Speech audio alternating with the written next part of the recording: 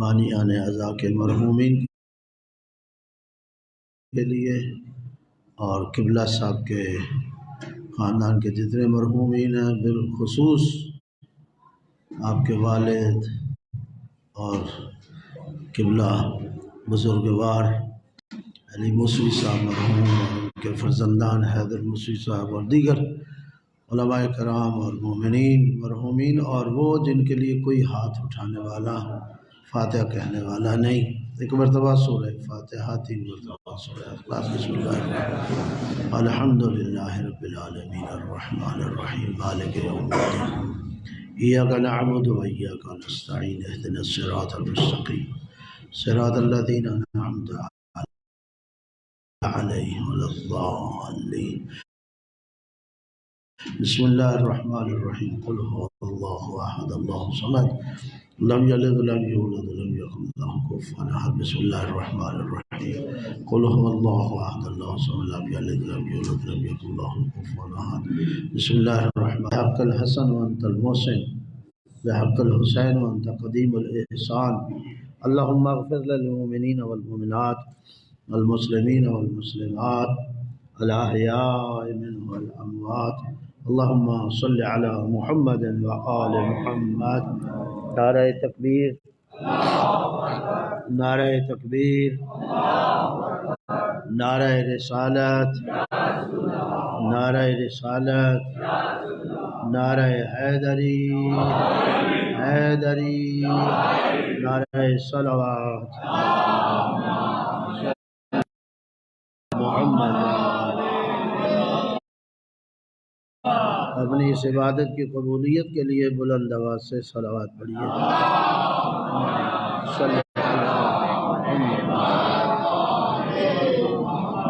اپنے اپنے مرحومین کی مغفرت و بخشش کے لیے تمام دشمنان اسلام خصوصاً امریکہ اور اسرائیل، یہود اور ہنود کی نابودی و بربادی کے لیے بھی صلوات ہو۔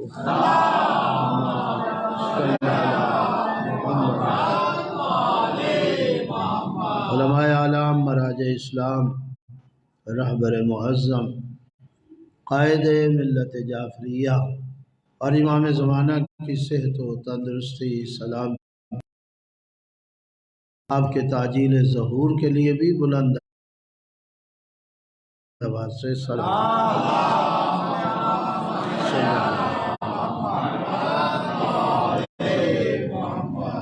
اعوذ باللہ من الشیطان الرجیم، بسم اللہ الرحمن الرحیم،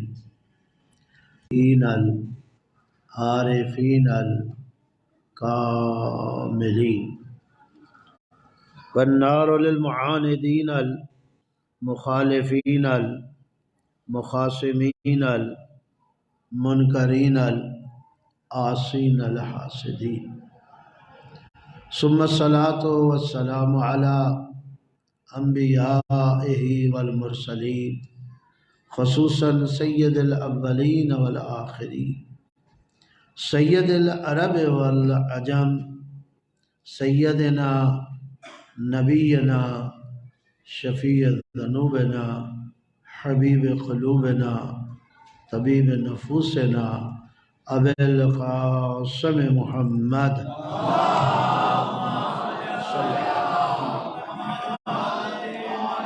وعلی آل بیتہ الطیبین الطاہرین المعصومین المنتخبین المنتجبین، من یومنا ھذا الی یوم الدین وبعد یوم الدین، ولعنۃ الدائمۃ الابدیہ علی اعدائہم ملعونین اجمعین، من اول یوم العداوۃ الی یوم الآخر وبعد یوم الآخر، اما بعد، فقد قال اللہ تعالی فی کتابہ المجید وفرقانہ الحمید، وهو اصدق الصادقین قولہ الحق، بسم اللہ الرحمن الرحیم، ان الدین عند اللہ الاسلام۔ صلوات پڑھیے بے حق محمد و آل محمد۔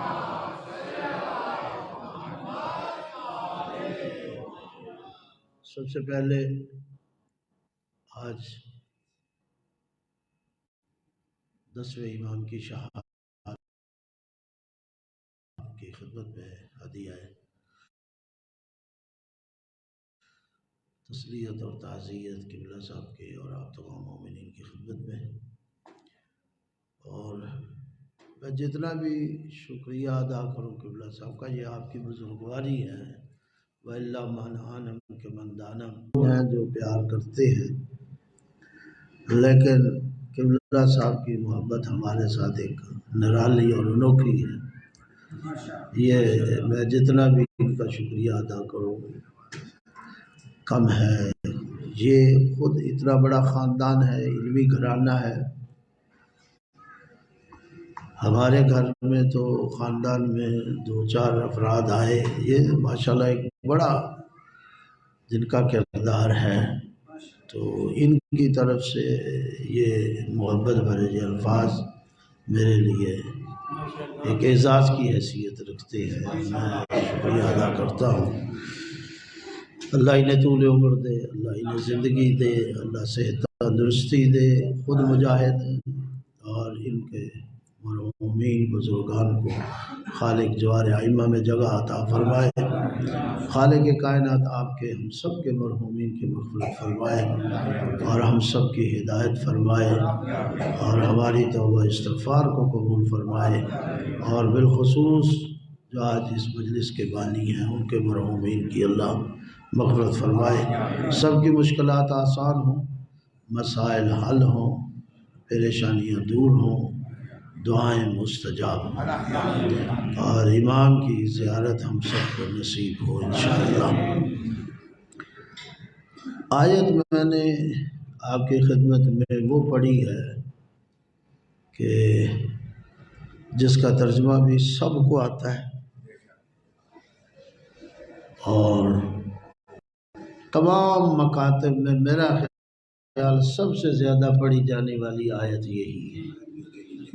ہاں جی، جتنے بھی مکاتب اسلامی ہیں ان میں پڑھی جانے والی میں سمجھتا ہوں سب سے زیادہ ممبر کی بات کرتا ہوں، خطابات کی بات آپ کے خدمت میں پیش کرنا ہے. قبلہ صاحب نے بھی اس کی طرف اشارہ کیا ہے کہ اگر آپ اسلام کو بطور نظام دیکھیں تو تب بھی دنیا میں جتنے نظام ہیں اگر آپ تقابل کریں گے تو اسلام کا ثانی نہیں ملے گا. اللہ یہ نہیں کہ بھی ہم مسلمان ہیں اس لیے کہہ رہے ہیں، نہیں.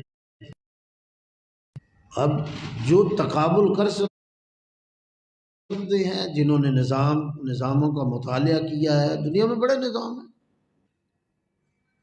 بڑے پیش کیے گئے اور آج سے تو نہیں ہے، شروع سے ہو رہے ہیں جب سے انسان دنیا میں آیا. بہرحال ہر ایک نظام ملے گا. لوگ تو کہتے ہیں نا کہ یہ انسان کی فطرت کے قریب، اسلام فطرت کے قریب نہیں بلکہ عین فطرت ہے.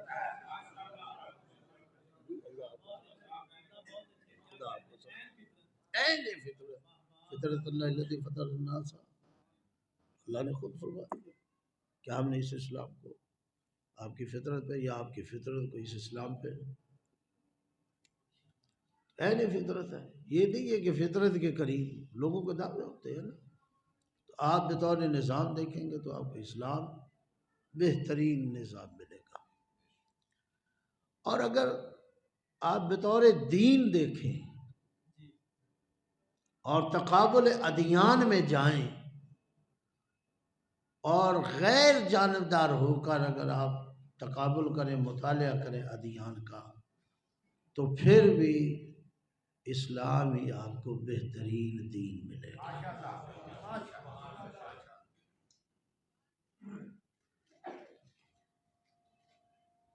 بہترین دین، بہترین نظام. اور کون سا انسان ہے دنیا میں جس کو دین کی ضرورت نہیں؟ اور کون سا انسان ہے جسے نظام کی ضرورت نہیں؟ کوئی معاشرہ آپ بغیر نظام کے نہیں دکھا سکتے. اسی لیے کہتے ہیں جہاں نظام کی قدر نہ ہو یا نظام نہ ہو تو ایک محاورہ ہمارے یہاں مشہور ہے، یا کہیں زیادتی ہو، بھائی جہاں کوئی جنگل کا قانون ہے، یعنی یہ جملہ ہم وہاں استعمال کرتے ہیں جہاں نظام نہ ہو۔ جنگل کا قانون وہاں فقط طاقتور کی بات سنی جاتی ہے، طاقتور ہے جو وہاں کامیاب ہے اور جس کا دور چل گیا۔ لیکن معاشرہ جب جہاں بھی ہوں گے انسان اکٹھے ہوں گے، اور یہ انسان پھر اس اینگل سے بھی آپ دیکھ لیں، محبت فرمائیں کہ اللہ نہیں گزار، بلکہ میں قبلہ صاحب آپ کی وساطت سے، آپ کی محبت سے، آپ کی بزرگواری سے آپ کے ذریعے بات کریں کہ اللہ نے رسول کو 40 دن غار میں بٹھا کر عبادت کروا کے پھر غار سے باہر نکال کے بتایا کہ میرا نبی بھی غار میں بیٹھنے کے لیے نہیں آیا، یہ معاشرے کے لیے، اسے معاشرے میں جانا ہے، جس میں آپ نے کام کرنا ہے، بھیجا رسول اسلام کو۔ کیا رسول خود آ گئے تھے؟ حکم ہوا تو غیر حکم کے تو نہیں، تو معاشرے میں آئے اور اس اسلام کو بطور نظام بھی کا کوئی دین نہیں، میں کہتا ہوں ان کا یہی تو دین ہے، بے دینی بھی تو ان کا ایک دین ہے نا۔ اللہ اکبر، یا رسول اللہ، یا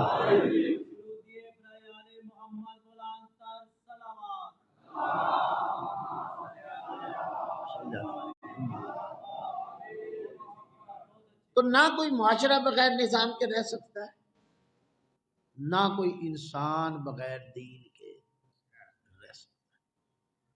اب یہ معاشرے یا انسان کی مرضی ہے وہ اپنے جیسے لوگوں کے بنائے ہوئے دین اور نظام کو لے لے یا خالق اور مالک کے بنائے ہوئے دین اور نظام کو لے، یہ تو انسان کے اختیار میں ہے۔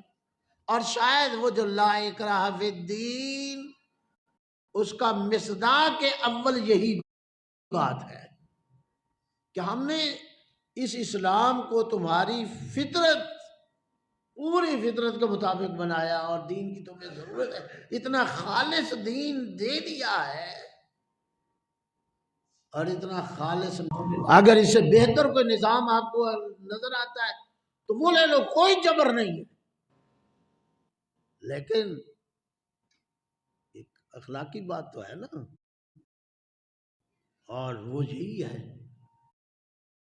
کہ جب آپ بغیر دین کے رہ نہیں سکتے، جب انسان بغیر نظام کے رہ نہیں سکتا، اور جب جبر کا بھی قائل نہیں، تو پھر کسی بھی دین پہ رہنے کے لیے، کسی بھی نظام پہ رہنے کے لیے اسے کچھ کا پتہ چلے۔ ہم نے اسلام کو تقلیدی طور پر قبول نہ کیا،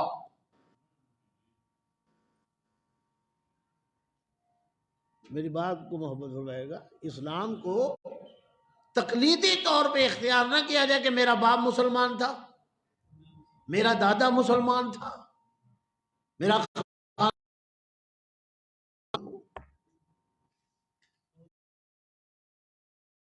میں تو بلکہ اندر آ کے بات کرتا ہوں، مسالے کے اندر بھی میں بات کیا کرتا ہوں، اور دوسرے برادران کے درمیان بیٹھ کے بات کرتا ہوں، اور کرتے ہیں ہم بات کہ ہمیں اس بات پہ زور دینا چاہیے، اپنی اولاد کو تھوڑا کا دیکھ لے، جیسے دین میں اسلام کو دیکھا جاتا ہے، مسالے کے اعتبار سے بھی دیکھیں کہ اصل مسلک اسلام کا ہے کیا۔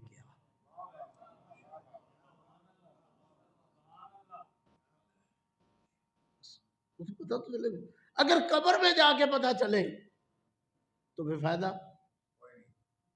مجھے بتائیے، قبر میں جا کے پتہ چلے کہ نہیں جناب فلاں مذہب ٹھیک تھا اور فلاں مکتب ٹھیک تھا اور فلاں مسلک ٹھیک تھا، کیا فائدہ ہوگا؟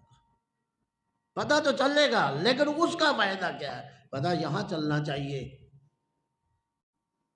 اور شاید اسی واسطے اقبال کا وہ شعر جو آپ کسی اور عنوان سے بھی پڑھتے ہیں، میں اس انداز سے بھی کہا کرتا ہوں، عمل سے زندگی بنتی ہے جنت بھی جہنم بھی، یہ خاکی اپنی فطرت میں نہ نوری ہے نہ ناری۔ یہ جو جنت اور جہنم ملنی ہے وہ دین اور نظام کی بنیاد پر ملنی ہے۔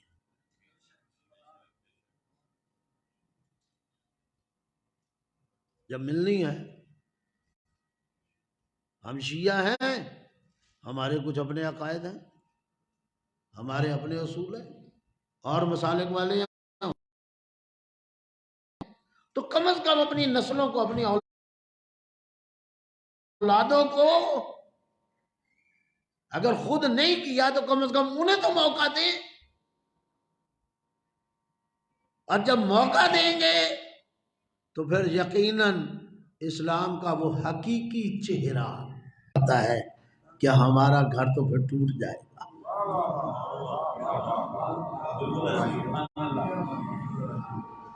ہر مذہب کی کوئی نہ کوئی بنیاد ہے، ہر مسلک کی کوئی نہ کوئی بنیاد ہے۔ ہمارا مسلک تشیع ہماری بھی بنیاد ہے،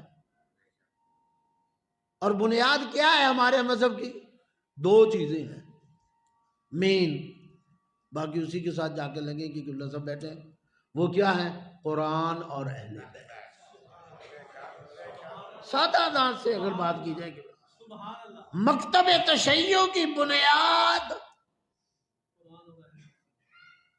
قرآن اور اہل بیت ہے، بالکل بلا خوف عرض کر رہا ہوں، نہ اکیلا قرآن ہے نہ اکیلی اہل بیت ہے۔ ہمارے مذہب کی بنیاد نہ اکیلا قرآن،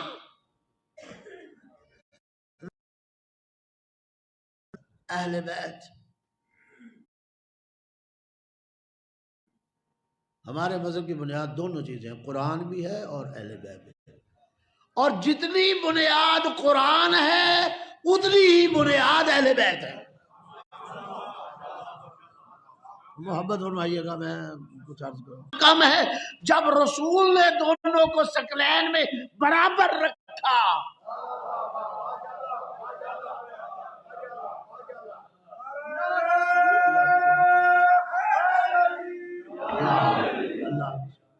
جب پیغمبر نے ثقلین میں برابر رکھا، تثنیہ کی پہلی حقیقت یہی ہوتی ہے، تثنیہ بنتا وہاں ہے جہاں دونوں کا وزن برابر ہو۔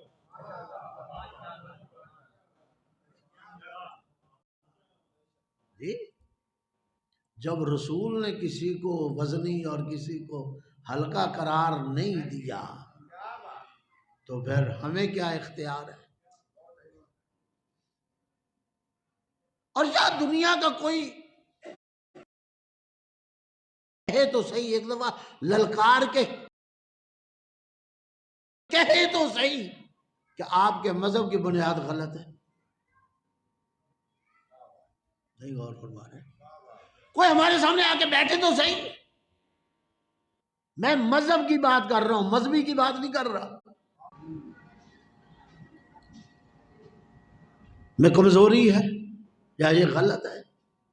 اور مجھے سمجھ نہیں آتی کہ 7 دفعہ کی حدیث جو بخاری میں پیش ہوئی 6 مرتبہ ایک ہی الفاظ سے، اور 1 مرتبہ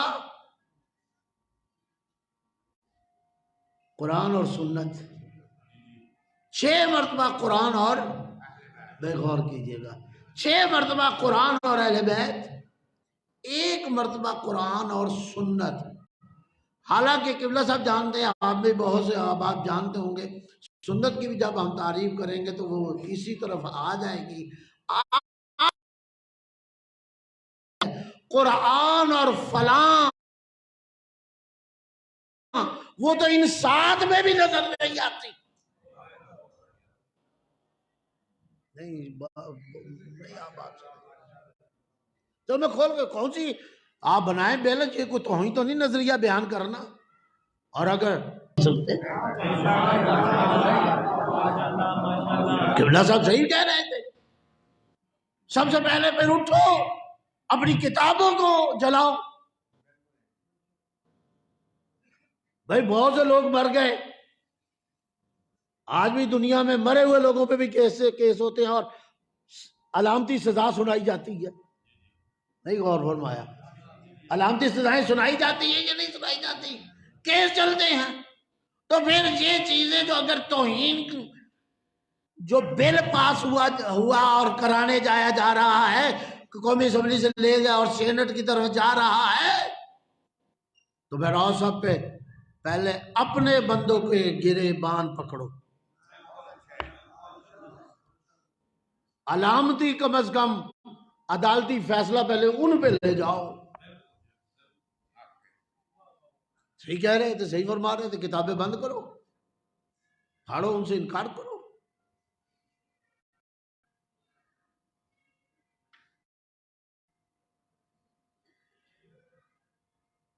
توہین صحابہ و امہات المومنین، یہ لفظ اس بل کا، ناراض نہ ہوئیے گا. اب مجھے یہ دونوں چیز و امہات المومنین، میں اتنی سی بات کرنا چاہتا ہوں. ایک سوال اٹھا، صحابہ کی عظمت کس وجہ سے ہے اور یہ امہات المومنین کس سبب سے ہے؟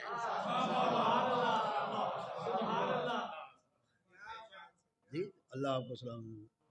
صحابی کی عظمت اگر ہے تو کوئی سبب ہے نا، ابھی ہے تو پیغمبر کی وجہ سے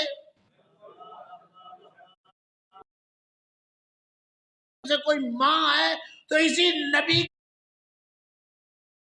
کی وجہ سے، اسی پیغمبر کی وجہ سے صحابی کی عظمت ہے نا. اس پیغمبر کی وجہ سے ماں کی بھی عظمت ہے. بے غور کیجئے گا تو عجیب. تو پھر یہ ان کی تو عظمت رسول کے بعد آتی ہے نا، رسول کی وجہ سے عظیم ہے. تو پھر ان لوگوں کا کیا کرو گے کہ جنہوں نے رسول کے پاس کھڑے ہو کر قرآن کی تعلیم کی مخالفت کرتے ہوئے، نہیں غور فرمایا، قرآن کے حکم کی مخالفت کرتے ہوئے زبان بھی پیغمبر سے بلند کی، آواز بھی بلند کی، اور پیغمبر کو رنجیدہ خاطر بھی کیا.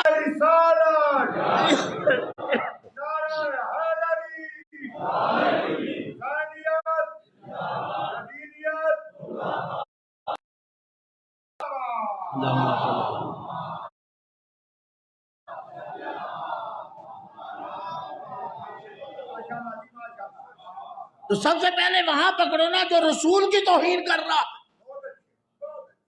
ایک کر رہا ہے یا چند کر رہے ہیں. ہمیں نام لینے کی ضرورت، تاریخ آپ کے پاس ہے.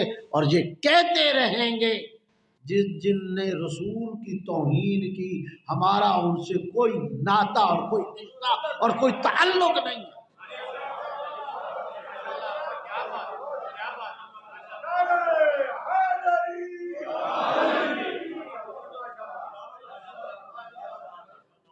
کس سے ڈرا رہے ہو ہمیں؟ قانون بناؤ گے،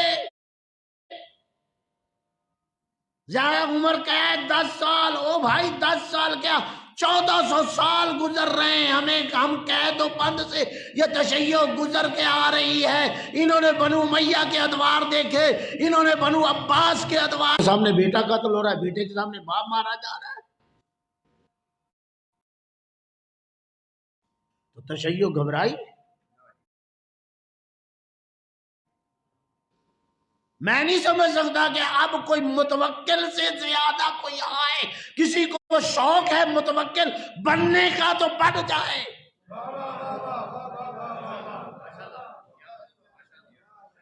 بنے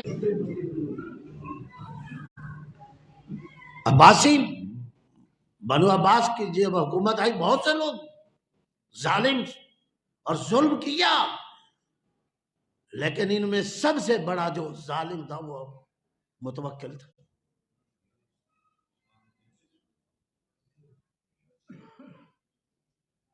اور اگر آپ اس کی ہسٹری پڑھیں، تاریخ پڑھیں،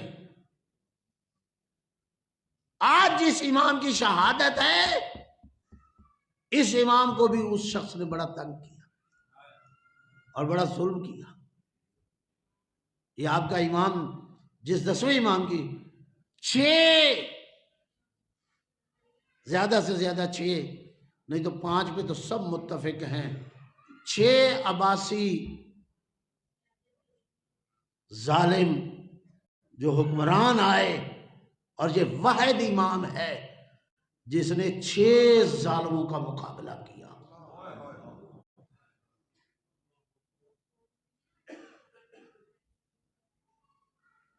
کسی امام نے 1 ظالم کا مقابلہ کیا، کسی نے 2 کا، کسی نے 3۔ یہ واحد امام ہے جس نے 6۔ معتصم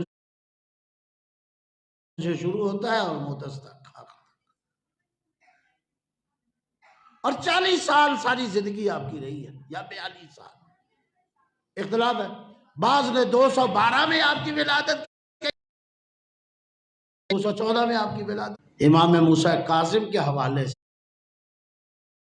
سے کہ سب سے زیادہ قید کاٹی، لیکن اگر آپ تاریخ پڑھیں تو سب سے زیادہ اس امام علی نقی علیہ السلام۔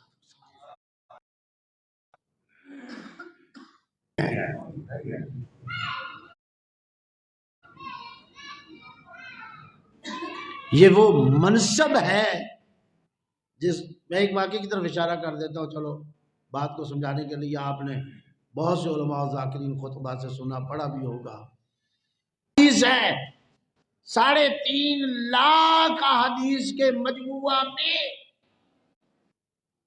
جسے سلسلۃ الذہب کی حدیث کہا جاتا ہے، یعنی سونے کی حدیث۔ کیوں؟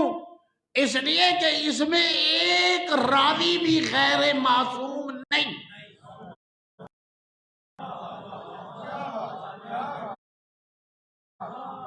یہ وہ حدیث ہے کہ جس میں ایک راوی بھی 1,25,000 کا مجمع تھا، جن لوگوں کے ہاتھ میں قلم تھی اور آپ نہیں تھی۔ شاید کسی حدیث کے بعد کے لکھنے والے حضرات کسی اور حدیث کے اتنے نہیں ملیں گے آپ کو، تاریخ حدیث میں آپ چلے جائیں۔ تو کہا تھا ان کو بڑا ڈائریکٹ، ہم جب زیارت آپ کی کر نہیں کہا ہم ڈائریکٹ آپ کی زبان سے سننا چاہتے ہیں، تو آپ نے کہا ٹھیک ہے، زیارت بھی کرائی، اور پھر آپ نے اس حدیث کو بیان کیا، اور ان لفظوں سے، کیونکہ ڈائریکٹ سن رہے تھے، اور کہا آپ کے جد کی، تو آپ نے کہا میں نے اپنے باپ محمد تقی سے سنا، میرے والد نے اپنے باپ اس امام سے، انہوں نے اپنے باپ،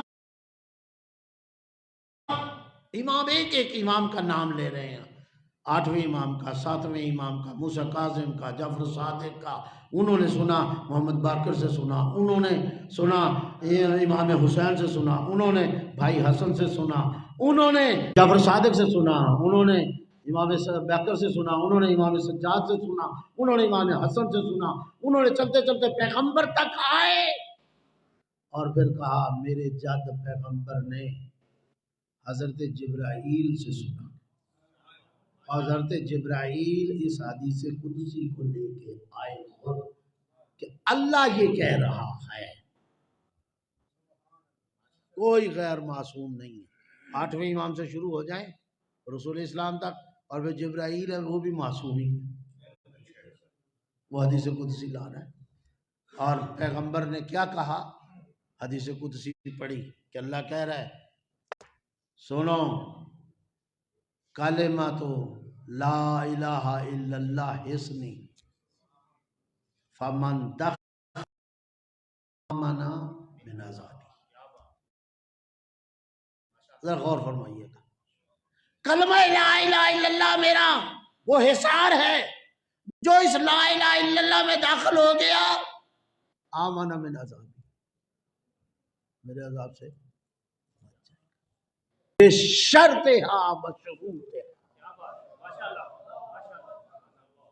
ایسے ہی نہیں تم لا الہ الا اللہ کے حصار میں آ جاؤ گے، اور ایسے ہی نہیں تم عذاب سے بچ جاؤ گے،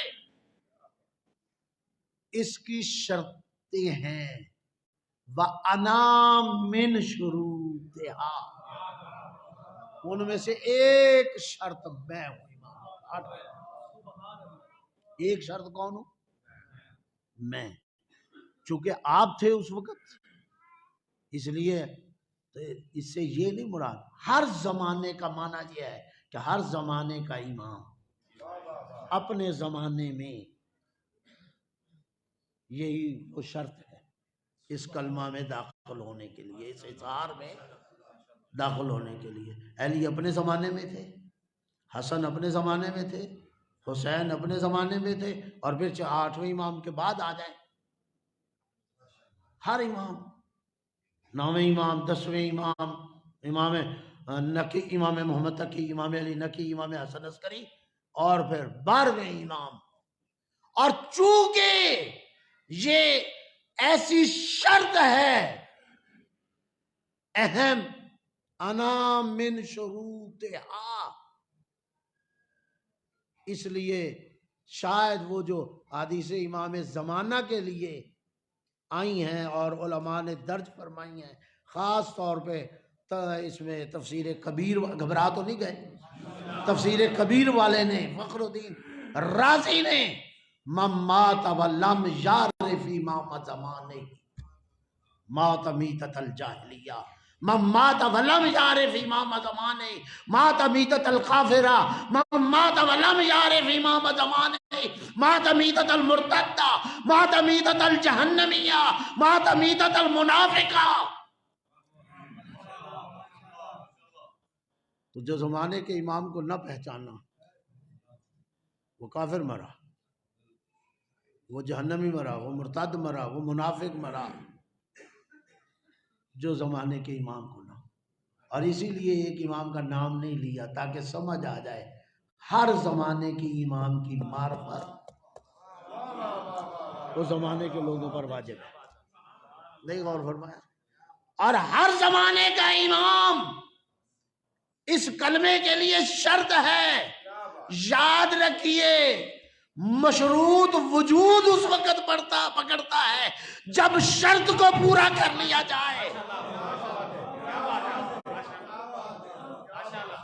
نہیں غور فرما؟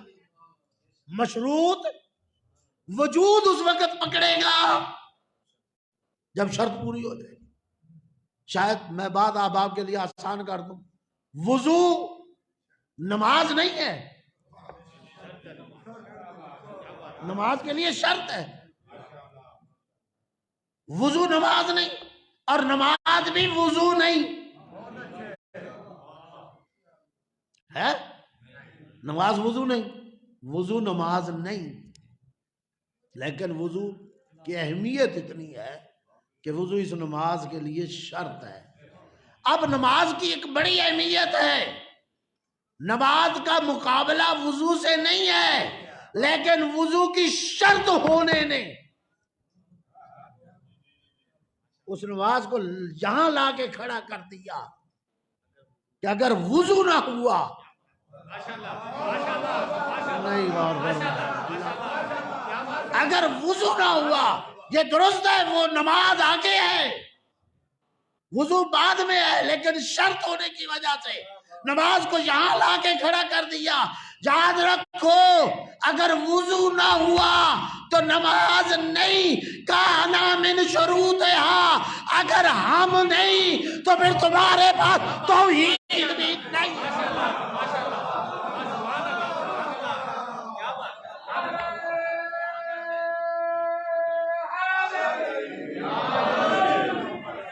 میں اور آسان لفظ میں کہہ دیتا ہوں، یعنی امام کہہ رہے ہیں ہم خدا نہیں ہیں، خدا وہ ہے خدا کے بندے ہیں، لیکن اسی خدا نے ہمیں اپنے لیے شرط قرار دیا، اب ہمیں چھوڑ کر اگر تم خدا تک پہنچنا چاہو خدا تک جا ہی نہیں سکتے۔ ایک بندہ کہے میں چلو جی 2 رکعت کی بجائے 100 رکعت پڑھ دیتا ہوں، لیکن پڑھتا بغیر وضو کے۔ اب بتائیے مجھے کہ وہ 2 رکعت جس نے وضو کر کے پڑھی ہے وہ قابل قبول ہے یا جس نے 200 بغیر وضو کے پڑھی ہے؟ وہ کہے میں 1000 پڑھ دیتا ہوں، میں 1,00,000 نماز رکعت پڑھ دیتا ہوں بغیر وضو کے۔ اچھا میں 1,00,000 جا کے مسجد الحرام میں جہاں کی 1 رکعت ہی لاکھوں کی ہے تو میں وہاں 1,00,000 وہاں جا کے پڑھتا ہوں، بلکہ ہر دیوار کعبہ کا چونکہ اپنا اپنا مقام ہے، میری وہاں اب موضوع وہاں نہیں ہے۔ اللہ قبلہ صاحب بھی جاتے ہیں وہاں، حضرات جب جاتے ہیں تو پھر حاجیوں کو جگہ جگہ کے بارے میں، عظمت کے بارے میں، اس دیوار کا کیا مقام ہے، اس دیوار کا کیا مقام ہے، اس جگہ کا کیا مقام ہے، اس جگہ بتاتے ہیں تو پتہ چل۔ تو ہر کعبے کے ہر طرف کھڑے ہو کر 1,00,000 نمازیں پڑھے، حتیٰ کہ وہ جسے آپ حتیم کہتے ہیں وہ کعبے کا حصہ ہے، اس میں بھی کھڑے ہو کر پڑھے بغیر وضو کے ہوں۔ وہ 2 رکعت جو سرکلر روڈ امام بارگاہ حسینیہ میں آ کے 2 رکعت جو پڑھ رہا ہے وضو کے ساتھ، وہ قابل قبول ہے۔ اور وہ جو دیوار کعبہ کو پکڑ کے پڑھ رہا ہے، اس کے پہلو میں کھڑے ہو کے پڑھ رہا ہے، قابل قبول نہیں۔ کیوں؟ شرط پوری نہیں ہے۔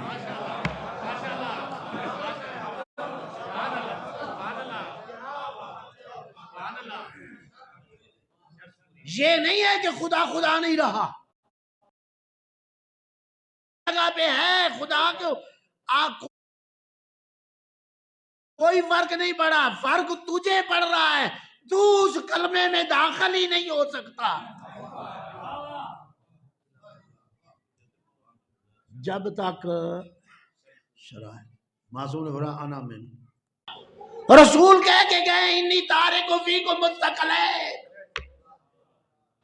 میں تمہارے درمیان 2 چیزیں چھوڑ رہا، قرآن اور اہل بیت، میں چھوڑ رہا ہوں، میں چھوڑ رہا ہوں،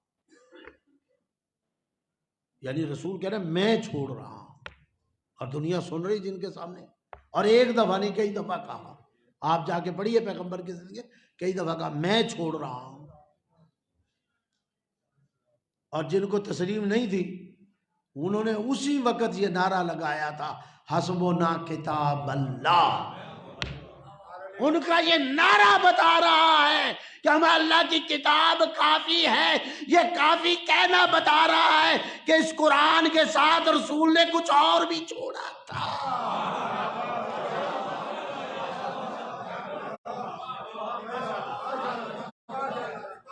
وَإِلَّا الہام ہو گیا تھا، الہام ہو گیا تھا، جبرائیل ان کے پاس آ گیا تھا، اس لیے کہ وہ جانتے تھے اور سمجھ چکے تھے اس کا فیصلہ تو رسول نے پہلے دن کر دیا تھا۔ اب ٹائم نہیں ہے میں ادھر جاؤں، میں پھر اپنا وہ سلسلہ، رسول نے پہلے دن کہہ دیا تھا کہ جو میری حمایت کرے گا، میرے ساتھ چلے گا، وہ میرا جانشین ہوگا، وارث ہوگا، ممبر خلیفہ ہوگا، جانشین ہوگا۔ تو یہ معاہدہ تو پہلے دن ہو گیا تھا 2 افراد کے درمیان، اور وہ 2 افراد تاریخ میں موجود ہیں، ایک رسول تھے اور ایک علی تھے۔ تو مجھے بتائیے جب دونوں کے درمیان معاہدہ ہوا دکھا دیجیے، نہ آپ رسول کو دکھا سکتے ہو نہ آپ علی کو دکھا سکتے ہو، اور اگر وہ علی نہیں ہٹ سکتا تھا تو یہ 10واں امام جو یہ علی ہے،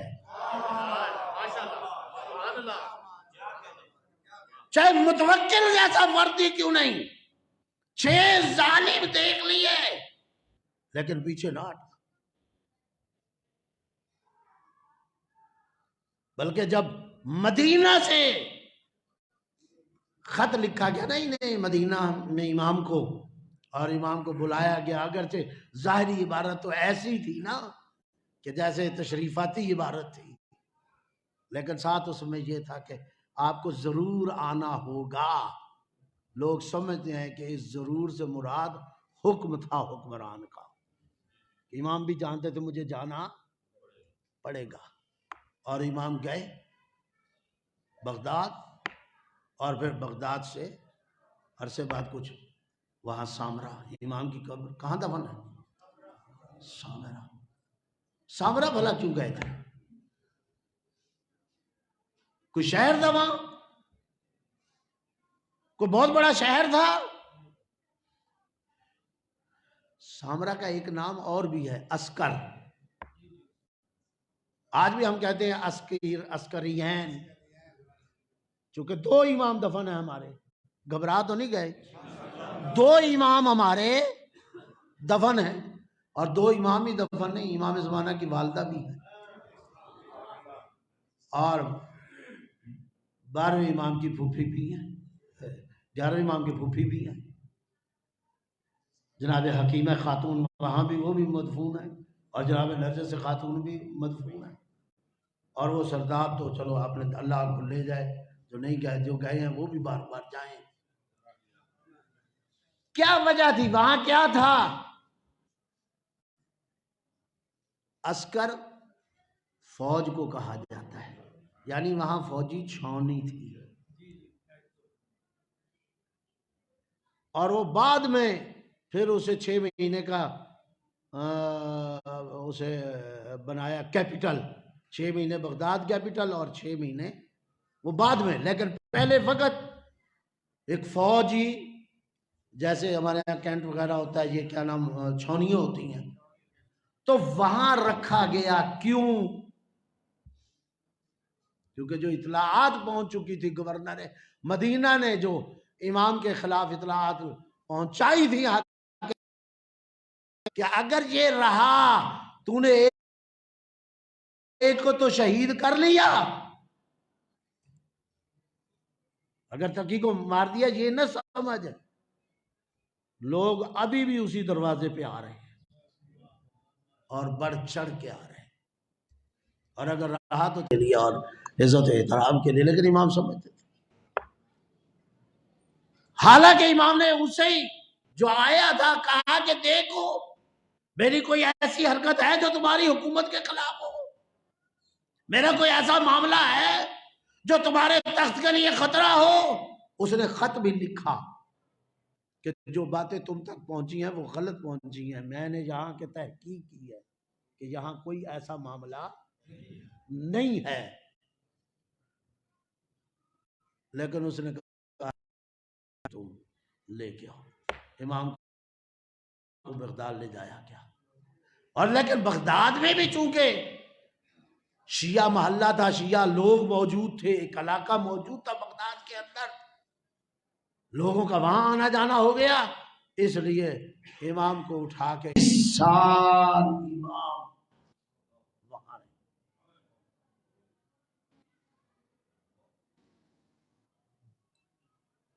40 یا 42 سال تو کل عمر تھی، مدینے میں رہے تب بھی تحت نظر، میں نے کہا 6 یا 8 سال کے تھے جب والد دنیا سے چلے گئے، پھر بغداد لایا گیا وہاں بھی۔ لیکن یاد رکھیے یہ ہے امامت، فقط یہی نہیں کہ امام نے کہا انا من شروطہا، امامت کی جو ذمہ داری ہے باوجود اس کے ایک ایسا جال امام نے پوری دنیا میں بچھایا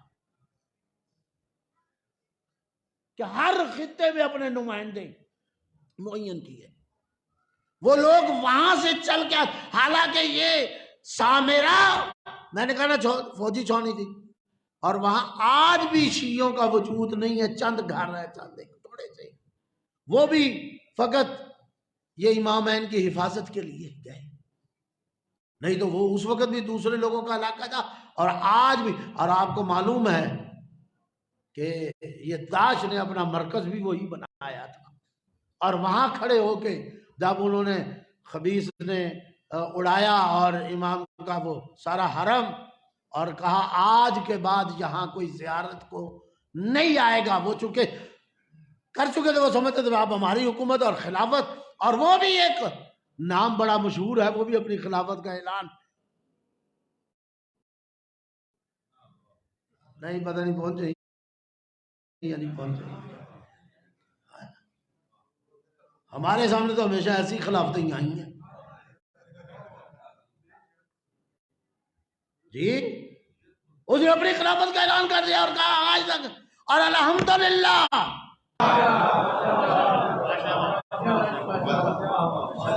اور تاریخ شاہد ہے، اس سے بڑا گنبد بنا، اس سے بڑا حرم بنا، یہ آج داعش نے اڑایا۔ متوکل نے بھی یہی کام کیا تھا جب اسے پتا چلا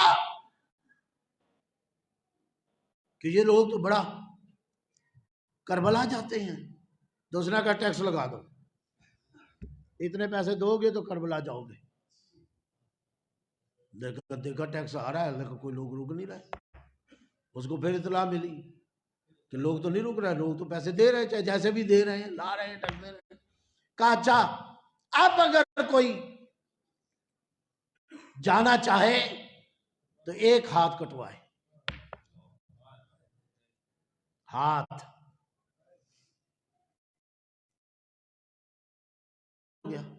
اگر کوئی کربلا آنا چاہتا تو ہاتھ کٹو، یہ متوکل کے کام ہے۔ لیکن زیارت پہ جانا پھر بھی نہ رکا، پھر اس نے اعلان کیا اچھا اب ہاتھ نہیں، اب بازو کاٹا جائے، بازو کاٹا چلا گیا، کربلا پہنچ گیا۔ جب واپس آیا پھر عرصے میں بعد اسے پھر شوق اٹھا، کہتا میں نے زیارت پہ جانا۔ آیا، انہوں نے کہا پتہ نہیں سزا پہلے بھی تم نے کہا جو لے دوسرا بازو کاٹا، نہیں غور فرما رہے، دوسرا بازو کٹوایا، چلا گیا امام کی خدمت میں جو میں پڑھ رہا تھا۔ پھر جب واپس آنے کا پھر ایک عرصے بعد پھر شوق ہوا، اب آیا، کہا تیرے بازو کوئی نہیں، ٹانگ آگے بڑھائی، کہا یہ کاٹ دو، حتیٰ کہ دونوں ٹانگیں دونوں بازو کٹوائے اس نے۔ 4 مرتبہ زیارت میں گیا، بازو کٹوائے دونوں ٹانگیں کٹوائی۔ اب مجھے بتائیے کیسے جا سکتا تھا؟ لیکن اسی امام کے بارے میں روایت ہے کہ جب کٹوا دی اور اب نہ بازو ہے نہ ہاتھ ہے، اب میں روایت کو بالکل کلوز کر رہا ہوں اور کم کر رہا ہوں، کہ جب جانے لگا تو دیکھا ایک نوجوان گھوڑے پہ آیا،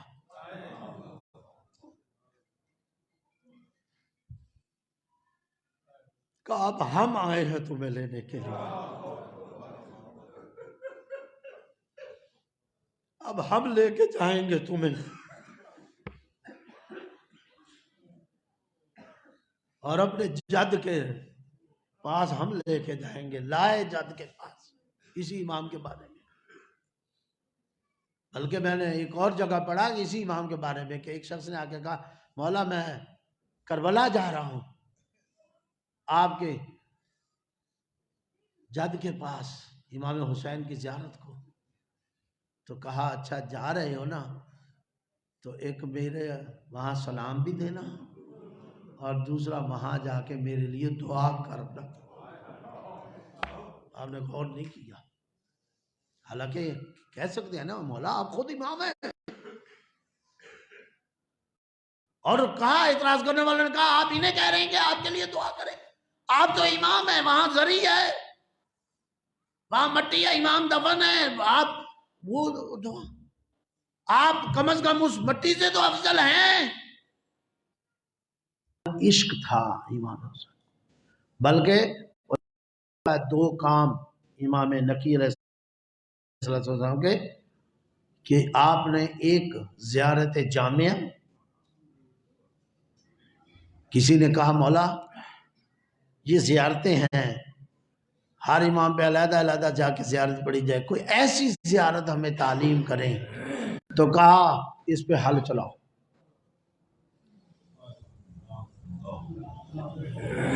کربلا میں حل چلا دیے گئے، لیکن جب بیل آتے تھے نا امام حسین کی قبر کے پاس، علماء نے لکھا ہے بیل رک جاتے تھے، چاہے لوگ پیچھے مارتے رہتے، بیل قبر کی طرف نہیں بڑھتے تھے۔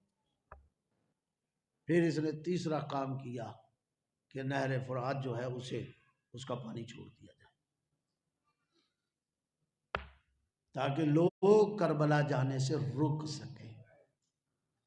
لیکن عجیب ہے کہ جب اس نے اس دریا کو یا جس نہر کو، جو آپ دریائے فرات کہہ لیں یا نہر فرات کہہ لیں، جب کربلا کی طرف توڑا اور بھیجا نا تو پانی دو حصوں میں تقسیم ہو گیا، قبر امام حسین،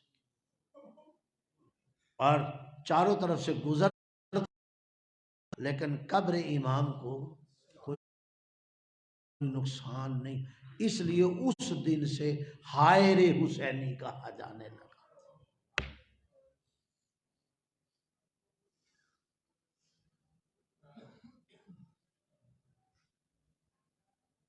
کہتے ہیں تو امام سے پہلے کچھ لوگوں کو اس نے بلایا ہوا تھا کہ امام کو رسوا کرے، امام کو پریشان کریں۔ جب امام کھانا کھانے لگے تو جادوگر بلائے ہوئے تھے، غور کیجئے کہ جادوگر بلائے ہوئے تھے، وہ لقمہ امام کا دائیں بائیں کر دیتے تھے جادوگر سے۔ علماء نے لکھا ہے کہ نقش دیواری تھا شیر، جب یہ باز نہ آئے تو ایک دفعہ امام نے اس نقش کو حکم دیا، آؤ اور انہیں اپنا شکار کرو۔ وہ نقش دیواری حیوان مفترس میں تبدیل ہوا اور آ کے کھایا، یہ بڑا چیخا کہ انہیں چھوڑ دیجئے، انہیں واپس لا دیجئے۔ کئی واقعات ہیں امام کی زندگی کا، میں کون سے کا ٹائم اتنا نہیں ہے۔ ایک خاتون، زینب نامی خاتون، وہ دعویٰ تھا اس کا کہ میں زینب بنت علی ہوں، میں فاطمہ کی بیٹی ہوں، اور اس دربار میں حاضر بھی کیا گیا۔ ہاں بھئی تمہارا یہ دعویٰ؟ اس نے کہا ہاں دعویٰ ہے۔ کہا وہ تو اتنا عرصہ گزر گیا، اتنی صدیاں گزر گئی۔ کہا میرے پاس دلیل ہے۔ کیا دلیل ہے؟ علماء کو بھی لایا گیا دوسرے۔ کہا دلیل یہ ہے کہ رسول نے میرے ہاتھ پہ سر رکھ کے مجھے دعا دی تھی کہ زینب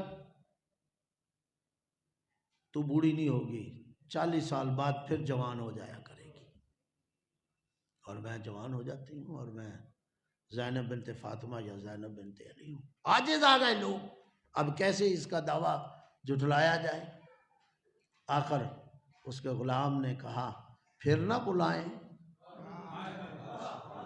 اس لفظ سے کافی سمجھ جائیے گا کہ بہت سے واقعات ہیں۔ کہا پھر نہ بلائیں۔ سر اٹھایا کس سے؟ کہا اسے ہی، علی کو۔ دنیا کا کام علی کے بغیر چلتا ہی نہیں تھا۔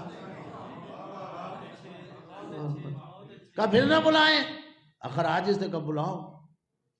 امام علی نکی آئے، بتایا یہ رسول کی۔ کہا اچھا یہ ہے نا، تو رسول کا فرمان بھی ایک اور بھی سن لو۔ میرے رسول کا فرمان ہے، میرے جد کا فرمان ہے کہ جو میری اولاد ہوگی اس کا گوشت درندوں پہ حرام ہوگا۔ یہ دو طریقوں سے روایت آئی ہے، ایک خود اور ایک کہا میری بیٹی فاطمہ کی نسبت دے کے جناب سیدہ کی طرف۔ بہرحال میں نے مختصر کہا اگر یہ تو ہے تو پھر اسے بھیج دو درندوں کے پاس، اگر وہ کھا گئے اب موقع ہے، اب یہ ختم ہو سکتا ہے، اپنے دعوے میں اپنے جال میں خود پھنس گیا ہے۔ کہا کیسے؟ کہا یہ بھی تو اسی کا بیٹا دعویٰ کرتا ہے کہ میں بھی رسول کا بیٹا، تو وہ کام تو بعد میں کر لینا نا، پہلے اسے بھیجو نا۔ اگر ختم ہو گیا تو کام تیرے پہ الزام بھی نہیں آئے گا۔ 6 دن کے بھوکے شیر تھے، یہ لکھا ہے۔ امام کو کہا اچھا یہ تو بعد میں کریں گے، آپ بھی تو ہیں نا رسول کے بیٹے؟ کہا ہاں۔ کہا پھر آپ جائیے۔ کہا کوئی بات نہیں میں جاتا ہوں۔ اور اس کنویں میں یا اس پنجرے میں جو بھی ہے، بعض نے پنجرا لکھا ہے، جو بھی ہے، بعض نے کنواں لکھا ہے، اس کنویں میں رکھے تھے، سیڑھی اتر گئے یا جیسے بھی، جیسے ہی اترے 6 کے 6 درندوں نے امام کے قدموں پہ سر رکھ دیا۔ اور میں سمجھتا ہوں زبان بے زبانی سے کہا کہ ہم تو درندے ہیں نا، ہم درندے ہو کے بھی سمجھتے ہیں امام کیا ہے۔ تم تو انسان ہو، تمہیں امامت ہی سمجھ نہیں آئی اور امام ہی نہیں سمجھ آیا۔ اور آخر امام آئے، جب باہر آئے تو پھر کہا اب اسے بھیجو۔ جیسے ہی کہا نا اسے بھیجو، تو اس نے کہا میں اپنے دعوے کو واپس لیتی ہوں، میں نے جھوٹ کہا اب تک، کہ کیسے صداقت کو وہاں اور اپنی طہارت اور اپنی عظمت کو ثابت کیا، لیکن دشمن پھر بھی باز نہیں آیا۔ بہت سی چیزیں تھیں جو میں نے سوچی ہوئی تھی، لیکن ظاہر وقت کا ایک اپنا ہی انداز ہوتا ہے۔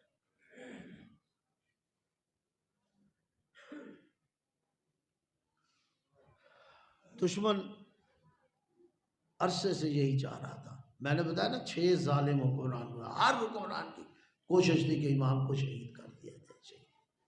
یہ آخری جو تھا اس نے بھی کام دکھایا اور زہر سے امام کو شہید کیا۔ 20 سال وہاں بھی رہے، ساری زندگی قید و بند میں گزاری۔ علماء نے لکھا، ابھی میں نے بتایا بھی ہے، کہ آپ کی بہن جناب حکیمہ خاتون، بڑا مشہور نام ہے بی بی کا، وہی دفن ہے۔ مجھے بتائیے کہ جب امام کو زہر ملی بہن نے کیسے برداشت کیا؟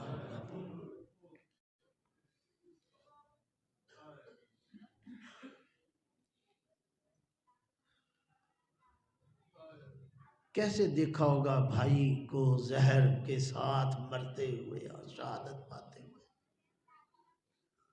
ایک ہم اس بہن کو دیکھتے ہیں جس نے دونوں بھائیوں کو، ایک بھائی کے کلیجے باہر آتے دیکھے، امام حسن کا جگر ٹکڑے ٹکڑے دیکھا، وہ بھی بہن تھی نا، اور پھر دوسرے بھائی کو کربلا میں، یہ بھی بہن ہے، وہ بھی بہن ہے، وہ بھی بھائی کو دیکھ رہی، یہ بھی بھائی کو دیکھ رہی۔ میں کہوں گا حکیمہ بڑا فرق ہے بی بی حکیمہ آپ میں اور بنت زہرا میں۔ آپ کے بھائی کو کفن تو ملا نا، آپ کے بھائی کو غسل تو ملا نا، آپ کو کسی نے روکا تو نہیں ہے نا بھائی کے لاشے پہ آنے کے لیے۔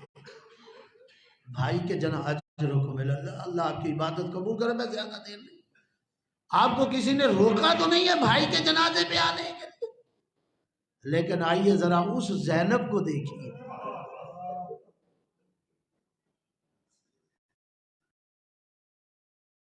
جس کو ظالم بھائی کے لاشے پہ آنے سے روک رہے تھے، اور بھائی سامنے ذبح بھی ہوا۔ اور جب علماء نے لکھا ہے، بالکل مختصر کر رہا ہوں، لکھا ہے کہ جب بی بی کو پتھروں کو اٹھایا، بعض علماء نے لکھا ہے ٹوٹی ہوئی تلواروں کو بھی اٹھایا، میں نے پڑھ دیا، میں نے سن لیا، جب پتھروں کے ڈھیر سے ہٹا کے دیکھا تو لاشا نیچے، تو یہی جملہ کہا،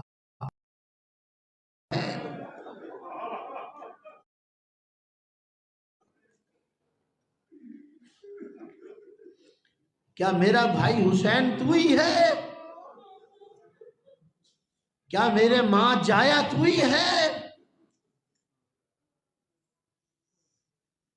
اگر ہاتھوں میں ہتھ کڑیاں نہ ہو